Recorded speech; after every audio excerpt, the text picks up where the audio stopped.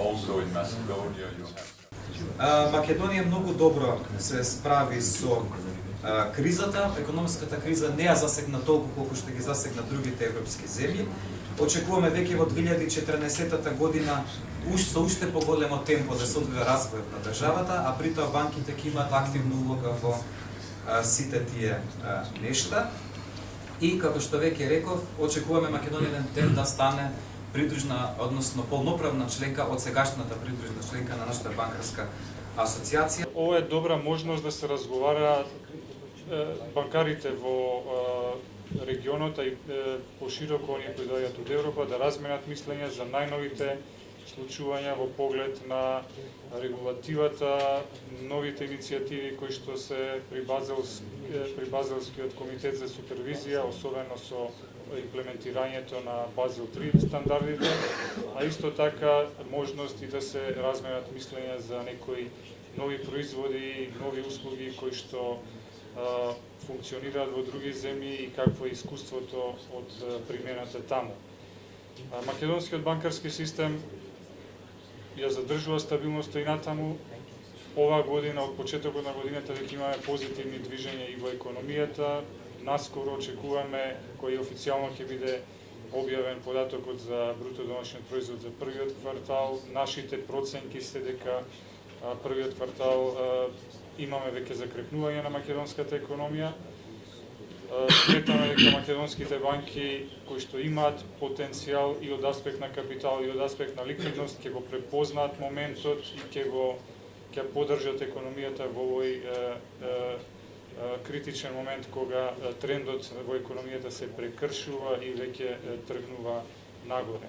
Македонија со резултатите што ги покажува во овој сегмент, значи во банкарството, во регулативата, во начинот како работат македонските банки, покажува и докажува дека европските директиви не се за нас само хартија и само празни букви, туку се едноставно начин како работиме и стандардите што ги постигнуваме во овој сегмент секако покажуваат дека Република Македонија го заслужува местото во Европската унија. За нас беше голема привилегија и чест што по 2 години од нашето примање во Европската банкарска федерација ни беше укажана чест да го организираме 36-тиот состанок на Европската банкарска федерација во Македонија. На овој состанок покрај редовната работа што се одвива на овие состаноци, за нас беше прилика на европскиот банкарски сектор да ја презентираме Македонија. Исто така би сакал да се заблагодарам на министерот Ставрески и на гувернерот Богов што дојдоа на овој состанок и што допринесоа Европската банкарска федерација и банкарите од Европа да добијат добри информации за Република Македонија. Тука би сакала да потенцирам две работи кои што успеавме да ги развиеме во текот на нашата соработка. Првата е што успеавме да создадеме еден добар диалог во рамките на Македонија, во кој што се вклучени Министерството за финансии, Народната банка и банкарскиот сектор, бидејќи банките постојат за да помагаат, тука се да го поттикнуваат развојот на стопанството и токму преку овој диалог се овозможува добра и успешна соработка на сите три главни чинители кои што заеднички може да го поттикнат развојот на економијата. И втората работа е што почнавме интензивно да ги следиме препораките од Европската банкарска асоциација тука во Македонија. По-конкретно формирахме например 6 комисии кои секој од нив е надлежна за определени работи, правни работи, финансиски и така натаму.